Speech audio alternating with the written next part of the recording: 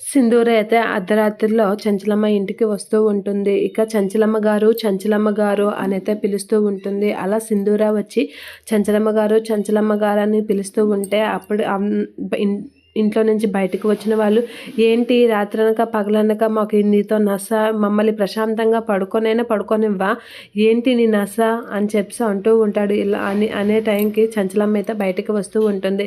ఏంటి కేకలు వేస్తున్నావు అనేది అంటూ ఉంటుంది. ఆ మాటలకి లోపలున్న మీకు ఎక్కడున్నారో తెలియదు కదా, అందుకే వినిపించేలా అరిచాను అనేది అంటూ ఉంటుంది.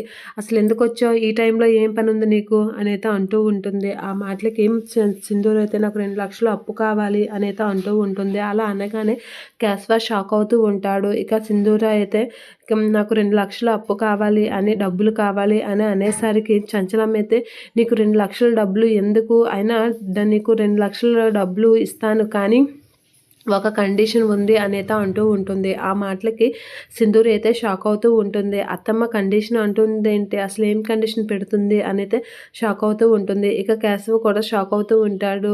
చంచలమ్మ ఎలాంటి కండిషన్ పెడుతుందో ఏంటో అనేది షాక్ అవుతూ ఉంటాడు. ఇక సింధూర ఏం మాట్లాడకుండా అలా చూస్తూ ఉండిపోతూ ఉంటుంది. ఏంటి, నేను పెట్టిన కండిషన్కి ఓకే అంటే నీకు డబ్బులు వెంటనే ఇస్తాను అని చెప్పి చంచలమ్మ అయితే సింధూరతో అంటూ ఉంటుంది. అలా అనేసరికి సింధూర అయితే నాకు ఓకే అనైతే ఏం తోచక అంటూ ఉంటుంది. ఏం చేయలేని పరిస్థితుల్లో ఓకే అనేసరికి చంచలమ్మ అయితే కండిషన్ చెప్తూ ఉంటుంది. అలా కండిషన్ చెప్పగానే సింధూరి అయితే షాక్ అవుతూ ఉంటుంది. ఇక కేశవ కూడా చంచలమ్మ పెట్టిన కండిషన్కి షాకే, అలా చూస్తూ ఉండిపోతూ ఉంటాడు.